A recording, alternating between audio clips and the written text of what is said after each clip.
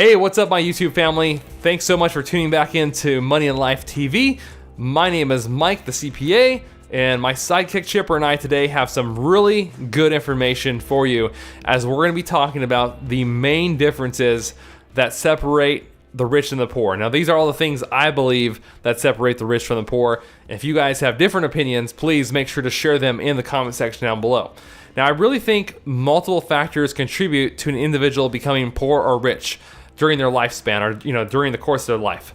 So in the past 15 years of my life, I've studied what separates the have from the have-nots. And so I really wanted to put this information and video together for you guys. I really encourage you to watch from start to finish. I think you're gonna get a lot out of it. Just so you guys know, I'm going to be as open and honest as possible when it comes to this subject matter.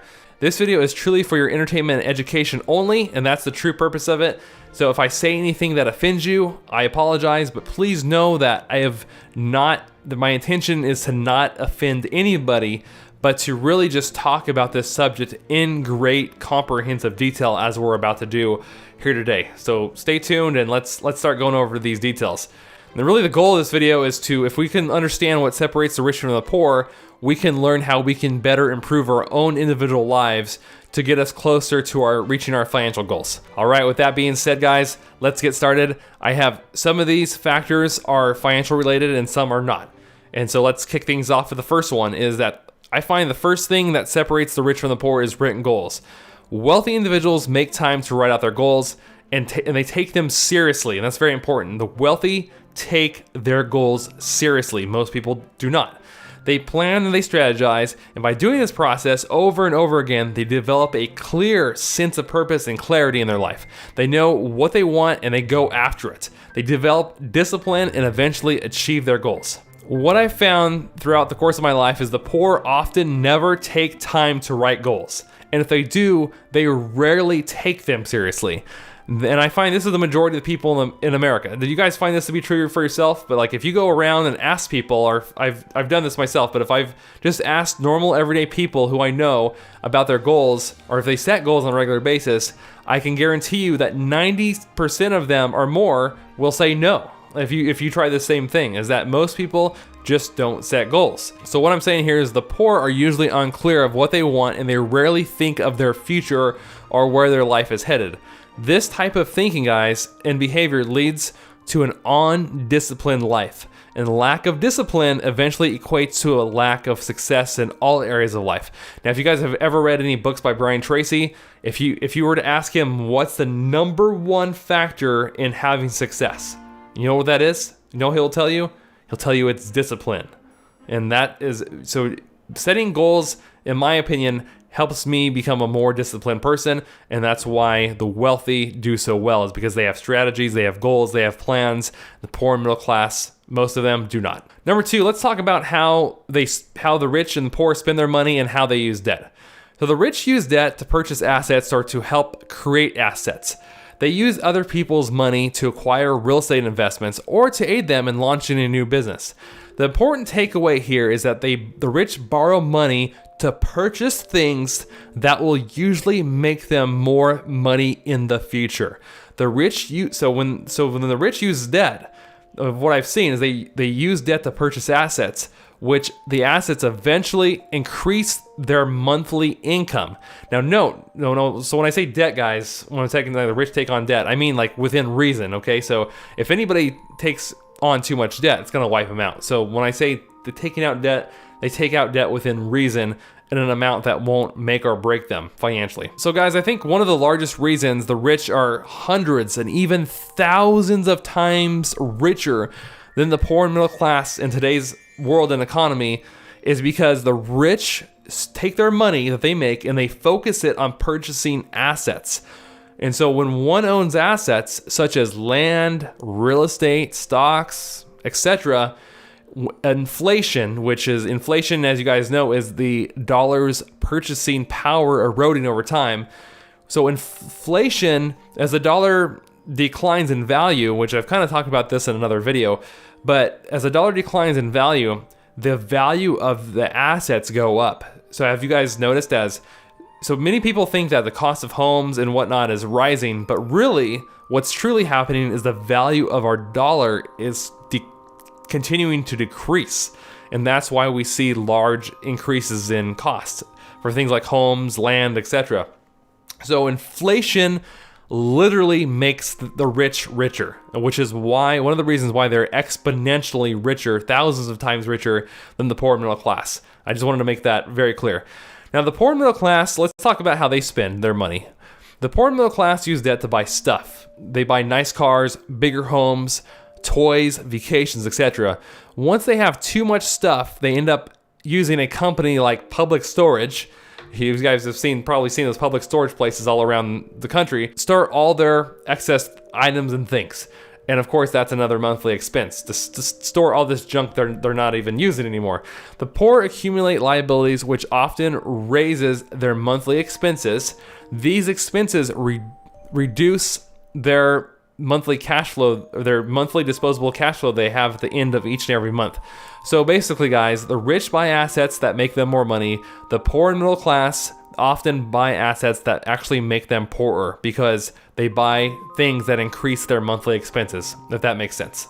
And if you guys have ever read Robert Kiyosaki's book, Rich Dad, Poor Dad, he talks exactly about this kind of stuff, which I'm talking about right here.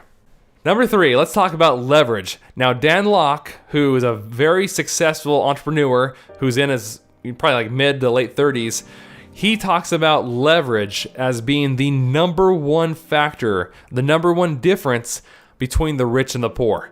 And this guy is a very, very successful businessman, and I think he's right. I think he's got a very good point on this. Now, he says the rich uses leverage in multiple ways, and I can even link up his video down below in the description section so you guys can watch that if you'd like. But so the rich employ other people's time, so they look at employing people to help them run their business and grow their business, and they also look at leveraging other people's time to help them with their daily chores. So like, landscaping, like mowing the lawn, hiring a housekeeper to free up their time because they want to spend their time doing more valuable activities that make them more and more money. The other thing that the rich do is they use other people's money, which we just talked about with the whole debt thing. They use other people's money to purchase assets. Okay, so we've already talked about that, so I'm going to skip on that.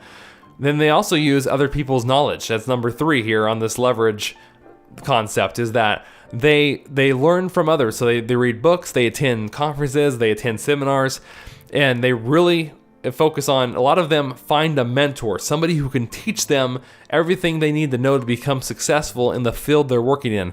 So if a person wants to become a successful real estate investor, they'll seek out a successful real estate investor and learn from them. And that's how many people learn to become wealthy. So having a good mentor is extremely valuable, and even Dan Lok himself will tell you that. Dan Lok says that if he did not have a mentor, he would have never became wealthy. But because he had somebody in his corner constantly teaching him new things, he was able to succeed in life, and that's where he's at today.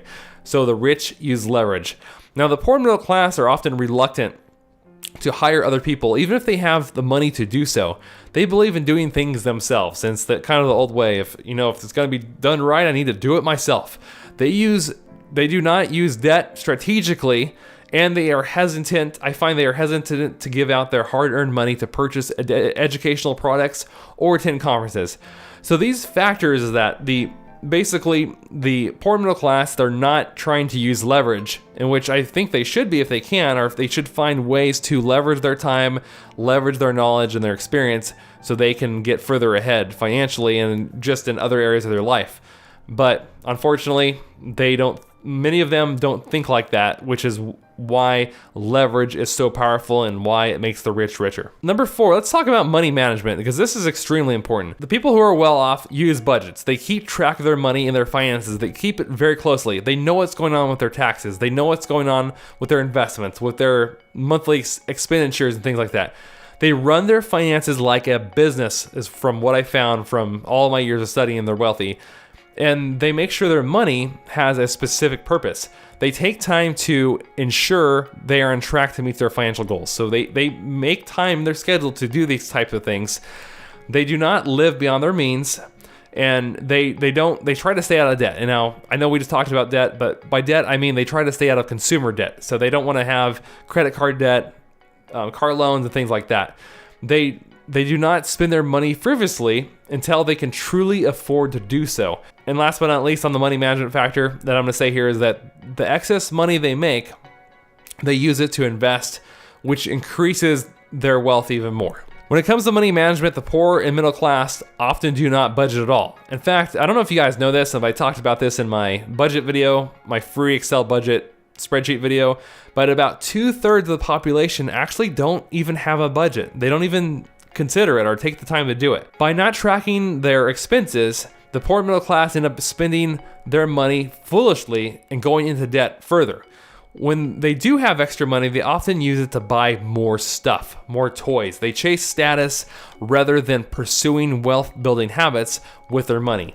These bad money management habits lead people to stay in poverty and in debt their entire life. And we can see countless examples in our world today of that very factor. And it doesn't matter how much money you make if you're not managing it correctly. I mean, you guys can look at famous athletes, you can look at actors who have mismanaged multi-million-dollar fortunes who are now broke. And I think the show on Netflix is called 30 for 30, and you can watch athlete after athlete never taught money management. These people who are making millions and millions of dollars, they're broke now because they never learned how to control their spending or their emotions. So bottom line takeaway here, guys, is that with money management, for some people, if they don't know how to manage money, if you were to give them more money, they'll actually become poorer. Think about that. Think about if you actually give people money, they'll actually be worse off because you did so, because they buy things that cost them more and more that create more and more monthly expenses for them. Ouch. The fifth factor I find to be very different between the rich and the poor is how they make their money. This one's huge, guys. So if you study the richest people in the world, most of them achieve their wealth through owning their own business or investing. All you have to do is, guys, is look at the Forbes Fortune 400 list, and you'll find proof of this all over the place. Now listen to what I'm about to say very carefully. I'm going to reread this, but the rich invent, they create, and they sell new products and services through their business. Now let me say that again. The rich create, they invent, and they sell new products and services through businesses. The key word here is sell. The rich sell goods and services to the general public. This allows them to exponentially expand their income. It is estimated, like let's take Bill Gates for example, right? Who's one of the richest people in the world. It is estimated that Bill Gates, get this guys, makes close to $33 million per day. The average worker only makes around $150 to $200 per day, which means, you guys are not going to believe this, but this means that Bill Gates, compared to the average worker, makes 165,000 times more money per day than the average working American. I know that sounds unbelievable. It sounds like bullshit, but it's absolutely true. Those are the real numbers if you run the math. The poor and middle class generally trade time for money. Okay, so they don't go out there and create new products. They're not often trying to sell or invent new services, but they go to work at a job, which is fine. They trade their time for money. But because they trade their time for money, they are limited to only 24 hours per day by choosing to make their living in this way. So they're automatically, if you think about it, because they're limited to the amount of hours they have in a day, they're automatically putting a cap on the amount of income they can make because their compensation is tied to the amount of hours they work and how much they make per hour. Famous financial YouTuber Ryan Scribner says it is nearly impossible, and by the way, check out Ryan's channel. He does great videos. He has great content, so make sure to check that out. But Ryan Scribner says, and I hope I'm not butchering your name, Ryan, but it is nearly impossible for one to become rich trading time for money. And I absolutely agree with him. If we're just going to trade our time for money, we'll likely never achieve true financial freedom because our financial means will always be dependent upon how much time we're working. So if you're somebody who wants to build wealth here, guys, then I would highly, highly consider that you think about starting your own business for yourself. That's what I want you guys to think about. Just if you ever next time you walk into a store like Walmart or Target or wherever you're at, look around on the shelves, see all those products or services that are being offered to you right in front of your eyes. Well, somebody invented that. Somebody came up with that, and that's what made them wealthy. So what I see is that if you're in the store and none of the products on the shelf are yours, well, and you're the one buying that product, well, then that should be it's very obvious that in order to become wealthy, we need to sell goods and services to people and we need to create our own business, or invest our money. So, I mean, just really consider that, guys. If we're not selling, if we're selling products and services, we're going to be able to generate more income than we would just trading time for money. Think about it.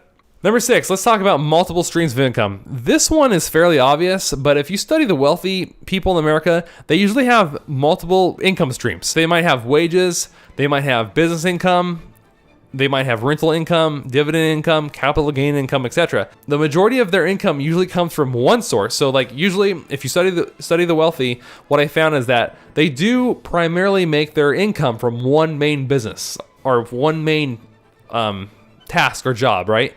Like an actor or actress would make their money from movies, as an example. But they also have different revenue streams as well. So guys, what I found is that when I studied the wealthy, most of the time that they made the majority of their income from one thing. Just from one thing. But they use that extra income and spend additional time also creating additional revenue generating activities. So to start to diversify their income. Unfortunately, if we compare that to the poor middle class, the poor middle class usually only has one source of income, and I think all of you guys know where that's from. It's usually from a job, right? I mean, that's what most people do.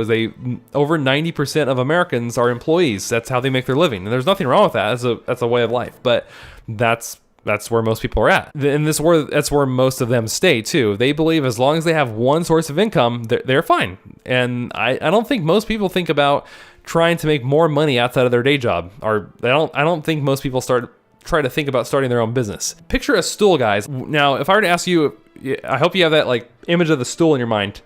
If I were to ask you, with a stool with one leg, would you feel that it was secure? Absolutely not. If a stool had one leg, I would be very scared to sit on it because I know it's going to break. So wouldn't you want to have a stool that you sit in that has like 3 or 4 legs on it? Of course you would, because then you would know it would be a more secure seat to sit in. So think of your income that way too. Do you want your whole family to be supported by one income?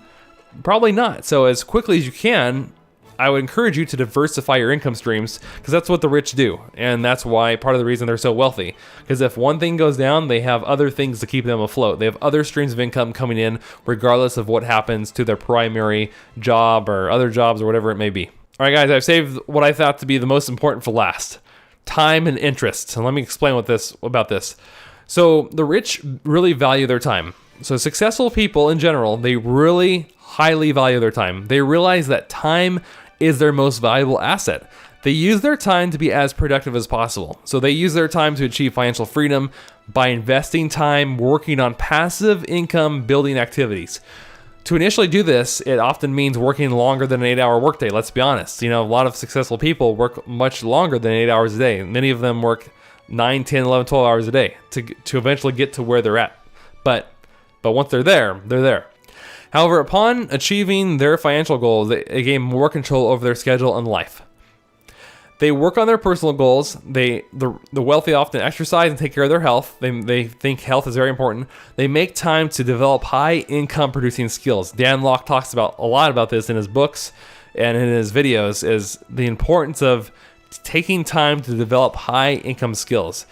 The rich rarely make time to play video games or watch TV. Not to say that they never do, because I'm sure they do, but they really focus on productive activities that generate them more income, or activities that are designed to meet their personal goals. And because the very act of them pursuing their goals and working on their goals will make them happy. And I think you'll find if you do the same thing, as you'll be happy, or a much happier person when you're working on productive goals to improve your life, to go after the life you want to have. So the poor and middle class, let's compare that to the poor and middle class. They usually do not use their time as productively. They watch TV, they play games, etc. It's not a bad thing to have fun and relax, and I think we all should and we need to. But the point I'm really trying to make, guys, and get at is that the poor and middle class rarely use their free time to develop higher income producing skills.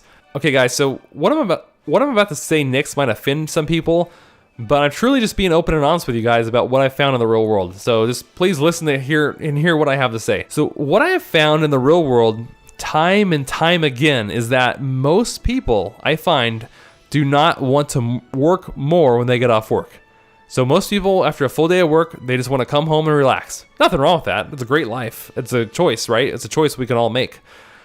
But they also don't not want to develop new skills, and they are not interested in investing or finance. They're just not interested in the subject. The simple truth is that I have found that people have other interests, and building wealth is usually not one of them. I mean, I was reading the other day, I think there's 1,300 people every single day that are becoming millionaires. Yep. It's easier today to become a millionaire than ever before. And I think really what makes that difference, or at least one of the reasons, is you got to want it bad. And I think a lot of people, they just don't want it bad enough. They say they want it, but they really don't. There is nothing wrong with having other interests. Each person gets to choose how they want to live their life. But personally, I believe that this is one of the biggest differences, if not the largest difference, between the rich and the poor. I believe, at least in my personal opinion, I believe most people could do better financially, get out of debt, and make more money, etc., if they only cared more about these kinds of things. But honest to God, from my own real world experience, I have found most people just don't care about this kind of stuff. Like, they truly don't. You try it yourself. Talk to people about finances, about money. Most people don't want to talk about it. Most people don't care about it. They want to know how their sports team's doing. They want to know when they're going to take their next vacation. They want to know, what character is going to get voted off the island on Survivor, or, whatever it may be. They just have other interests, and that's fine. But these are some of the differences I've noticed, is that the people who want to do well financially, they care about money, they care about finances, and they care about doing well. And the people who don't, which are the majority of Americans, they don't. And I think everybody could do better if they tried harder. But most people, in my opinion, they're really not trying that hard. They think they are, but they're truly not. They're truly not, because most people don't try to build a business outside of work. Most people aren't focused on investing. Most people I find and talk to in my real world, in the area I live, don't care less about investing. They're just not interested in it. But bottom line, guys, with time, is always remember that time is your most valuable asset. It's a gift. We're all on this earth for a certain period of time, and that's it. And then it's over. So I encourage all of you to use your time wisely to help others and to build wealth for your family and future generations. Use your time productively to help other people. That's what I encourage all of us to do. Whether you become rich or not, who cares? Just use your time to help other people and use it wisely. There's a few other things I wanted to mention that I didn't really talk about in detail in this video, but I thought about that often, that are, make an impact as well in terms of the differences between rich and poor. I think that's your attitude towards money. The rich have a different attitude towards money than the poor. The poor views money as evil or not important. Also, there's the attitude of personal responsibility. I find that people who are successful take responsibility for their actions and for their failures, and figure out what they need to do what it takes to succeed. And I find the people who are not successful, they don't take personal responsibility. They blame other people, they blame circumstances, they make excuses, they find every reason not to succeed, and they convince themselves of it. So having an attitude of personal responsibility is huge in determining your overall success in life.